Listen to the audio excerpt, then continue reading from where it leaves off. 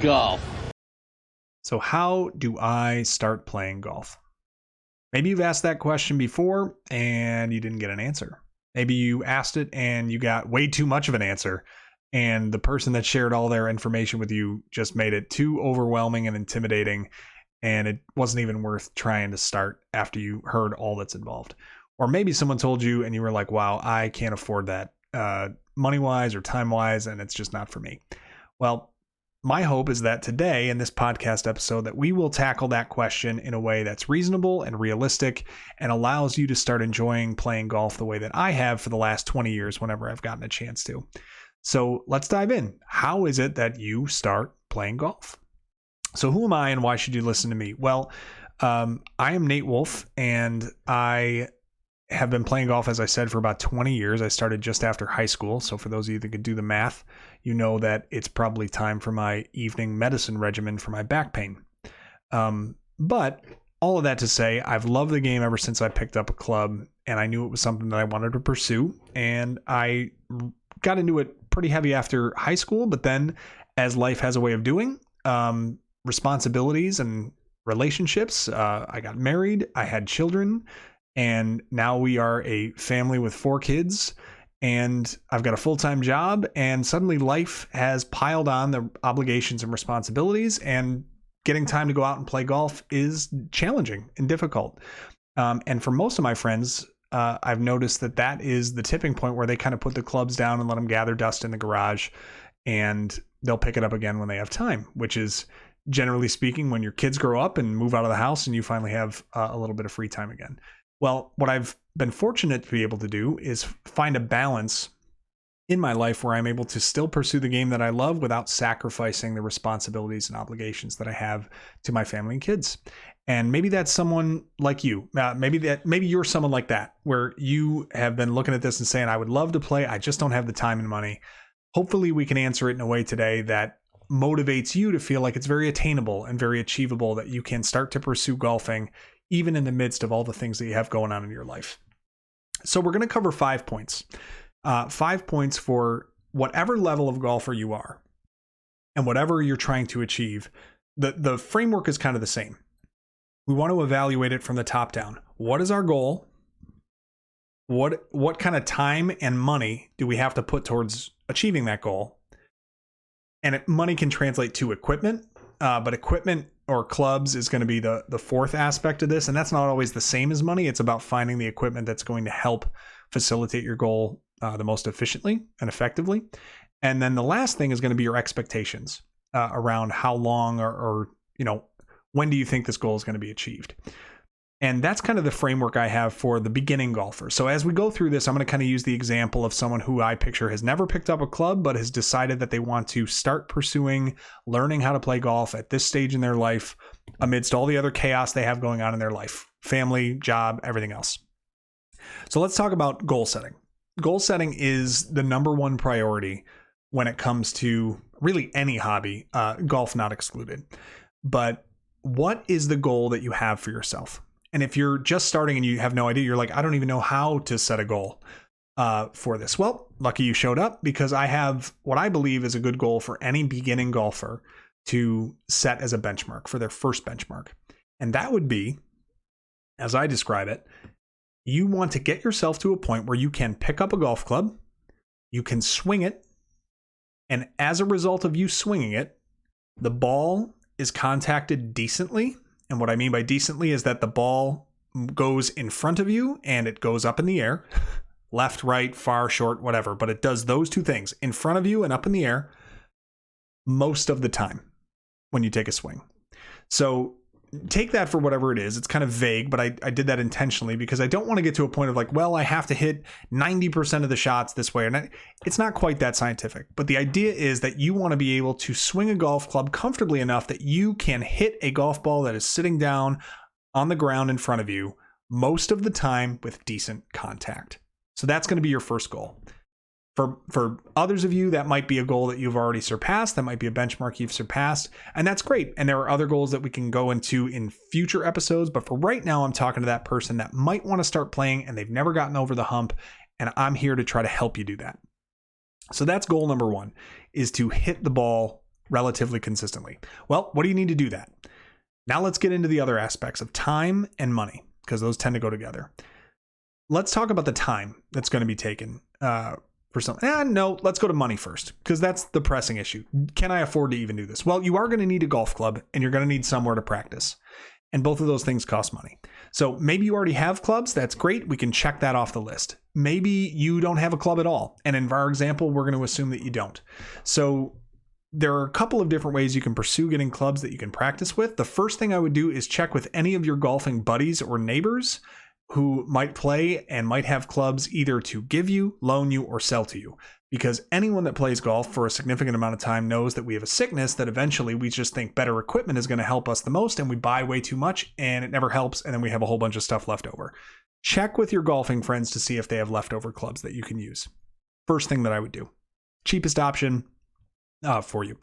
Second would be, if you have the ability, my recommendation would be, if you're someone who's just learning how to play, but the long-term goal is to actually play on a golf course, the first thing that I would do is look for an affordable starter set of golf clubs that is available at most like major retailers like Dick's or Golf Galaxy. I know Top Flight has a starter set that they put out there. There are a couple other brands and they vary in price, but you can get a lower end, cheaper one for around $275, $300. Now that is going to come with a golf bag as well, which is a nice piece of equipment that you're probably going to need as well, because you don't want to just tie a rubber band around these things and lug them along with you, although that would be funny. And certainly, hey, we're not above it. Golfer, hey, I'm down with thrift. You can play speed golf that way, certainly. But a starter set of golf clubs from a retailer like that generally comes with a golf bag that you can use, kind of has everything that you need to get started. If you're able to afford something like that, that's great. If you're looking at the $300 price tag and that's just too steep, understand that. I understand that as well. Just want to frame it this way though, is that the starter set I would anticipate would last you for certainly a few years, 3, 4, 5 years. On the longer end of that, we're looking at about $5 a month for the life of the clubs. So just to put it into perspective of what the actual cost of that is, for the price of less than Netflix, you can get, a starter set of clubs to get learning on. So that would be my recommendation if you have the means to. If you don't, and you don't have any friends that golf, the last option I would say is check out auction sites like eBay and see if you can find cheap golf clubs on there. Sometimes they're sold individually, sometimes as a set. Maybe you can get a discount on something that are matching irons or something like that. If you do go individually, I wouldn't say you need an entire set. I would say you need about 5 clubs. Sorry, my hand's here. 5 clubs. I would recommend a 5-wood. It's the easiest wood to hit. If you don't know, there are woods, there are irons, there are wedges, and a putter. And generally speaking, and woods are probably the tougher clubs to hit. Those are the ones you generally hit off the tee. A 5-wood is the easiest of those clubs and most versatile, in my opinion. So a 5-wood would be one. I would recommend a 5-iron, either a 7 or 8 iron, a pitching wedge, and a putter. Those would be the 5. And if you can piece those together, you might be able to do so for $50, maybe something like that, which is a little bit cheaper. And that'll give you a variety of clubs that you can practice with. So you got to secure clubs in one of those methods. And those would be, I would leave it up to you to decide which one is going to work best for you. The next thing you're going to need to do is budget time to go to the driving range where you're going to need to practice. So you've decided that you want to learn how to hit a golf ball. You're going to get clubs to do that, and you're going to go to the driving range. Generally speaking, driving range buckets are around $10 for 75 balls. You can sometimes get more or less depending on what you need to do, but I would recommend that level of investment of time and effort each time you go. So when it comes to the time spent pursuing this, I would say bi-weekly, 1 bucket every 2 weeks is probably the minimum amount you'd need to go to maintain some of that muscle memory. And as you're learning, kind of remember the golf swing moves that you're making and remember any instruction you might get, things like that. It's good to have regularity in the schedule to practice. So once every 2 weeks, and that's going to add about $20 a month to the price of, pursuing this. So you get the golf clubs through whatever means, $20 a month. Look at it as maybe a gym membership. I don't know. And about an hour for each visit. So you're at about 2 hours in the month and about $20 that you can spend on range visits. So we've covered the time, we've covered the money, we've covered the goal. We have to talk about the equipment. Oh no, we did that. We covered that you need those golf clubs, and I gave you that arrangement. And then the last thing we need to talk about is expectations. So if you're starting from a blank slate, you don't know anything about the golf swing at all. We live in a wonderful era where YouTube exists, and there are tons of people who are much more qualified than myself giving instruction on every aspect of the golf swing that you might want. The grip, the backswing, the transition at the top, the downswing, the follow through, impact, low point, all these terms that you'll learn eventually. It's all available out on YouTube. You can certainly pursue it that way, and start to learn aspects of the swing that you need to start to incorporate to start to learn to hit the golf ball. Heck, for me, I actually started to learn how to hit a golf ball inspired by the video game Tiger Woods 2003 for Xbox. I literally sat there and pulled back the joystick and watched the backswing. I'm like, oh, that's how it looks. And then I watched him swing through. I'm like, oh, okay, I feel like I can mirror that. And I tried it. And that's just how I started. It was nothing scientific. It was just kind of mirroring what I saw that, Tiger's pretty good, I think. He's a reasonable golfer. Why not try to do what he does? And that's how I started. There are so many resources out there now and so much information out there now that you can get started on, specifically with little aspects of the swing. How do I swing a golf club? I'm sure there are a million videos that will pop up with instruction on how to do that. If that's a way that you learn well, I would recommend going that way. It's low cost. But my top recommendation, if you're still at a point where financially you can afford to, is to get PGA professional golf lessons. And what I mean by PGA professional is someone who is accredited by the PGA to teach golf to others. It is worth its weight in gold. In fact, I would recommend getting a golf lesson over, if it came down to a choice, well, I can either get the starter set of clubs or I can get a golf lesson or two. I would recommend the golf lesson or two. I would skimp on the clubs. I wouldn't even bother with that. If you have the ability to get a lesson and to start to learn to swing the club, that is a better foundation than getting, any club in your hand, is to get the instruction and to get that knowledge starting to soak into your body and starting those mental reps and those physical reps and the muscle memory, all of that with someone who is certified to watch you and teach you right there to give you instant feedback. Super, super valuable. So comes fully recommended for me as a lesson from a PGA professional. So let's recap what we've done for this golfer who wants to start playing golf for the first time. We have defined the goal as need to learn how to hit the golf ball, swing a golf ball, club, and hit the ball in the air and in front of us most of the time when we do that. We have said that they're going to need golf clubs, and it gave you a variety of ways that you can secure those and what clubs to secure. We've told you about the time. It's going to be once every 2 weeks for about an hour, each of those times. And side note, very important to note, is that generally at driving ranges, some of them have short game practice facilities where you can chip and putt, and that is free.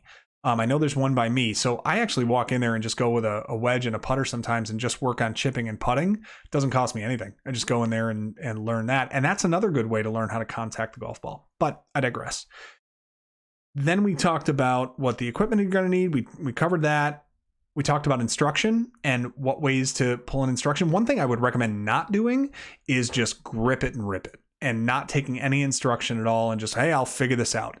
I would liken it to me picking up a saxophone, having never learned how to play one, and just trying it out and seeing if I could make music. It's possible, certainly. If I spent enough time on it, I could probably figure out some of how to do it. But it would take me just such a long time even to learn how to make noise come out of that machine or that instrument that it's so much time spent for such a little gain. Doesn't make a lot of sense. That's what trying to swing a golf club without any instruction is like, is that you're going out there practicing the wrong moves, practicing the wrong way, and you're cementing those bad habits into your muscle memory, which is then you're going to have to unlearn all that stuff later. So just my recommendation, at least at minimum, seek out some videos on YouTube from some great creators that just teach you the basics of the golf swing. And if you're able, go for a PGA Pro lesson. So that's really it. And then when we get to expectations, how long is this going to take? Well, if you go with no instruction at all, you could be at this for a good long time before you can hit a golf ball the right way. It's just difficult to do. And that's probably a good blanket expectation for everyone. Let me just reiterate that.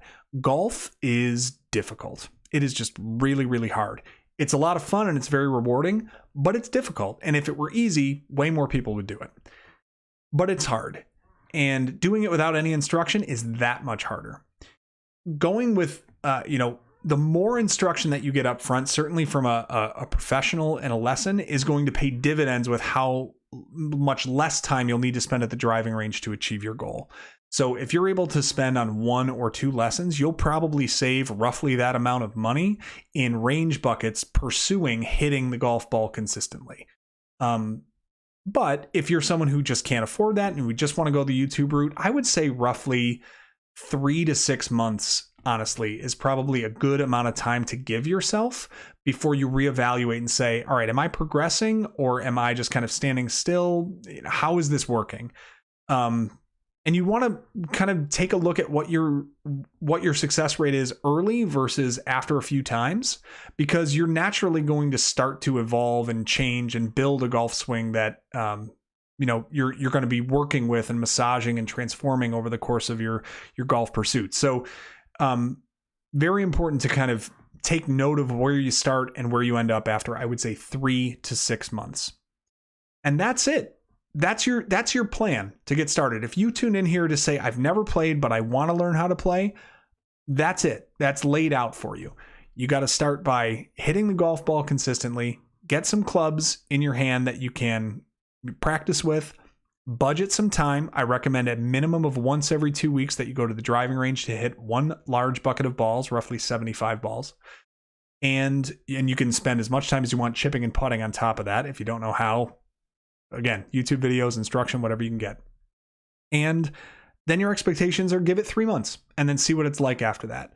And hopefully you come back after that 3 months saying, I can hit the ball in front of me relatively consistently. What is the next pursuit? And we're going to get into that in future episodes. We're going to talk about further instruction, where you spend most of your time developing all parts of your game. What is the best way to spend my time when it comes to playing versus practicing? What about the mental side of playing golf? And that I'm going to tease to you is very different than learning to swing a golf club, is that learning to actually play golf, the game. And that's another thing you're going to need to know before you go out onto a course.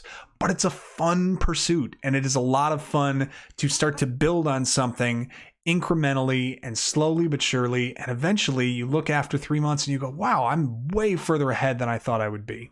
And I hope that that's you after watching this, that you've got some motivation to mobilize that plan that maybe you've been stopping yourself from doing for a while, that you actually get out and grab the clubs that you've been stopping yourself from getting and secure those, spots over at the driving range so that you can go and give it a shot. I hope you enjoyed this. I hope this helps. Future episodes, we're going to get into a lot more. And if you liked it, drop a like, drop a subscription to the channel. We'd love to have you along. We've got some other long form content on the channel, and we'll be coming out with more as in the weeks ahead, hopefully as we all journey together in our pursuit of better golf. We'll see you. Thanks for joining us. See you around, Maroon Golf.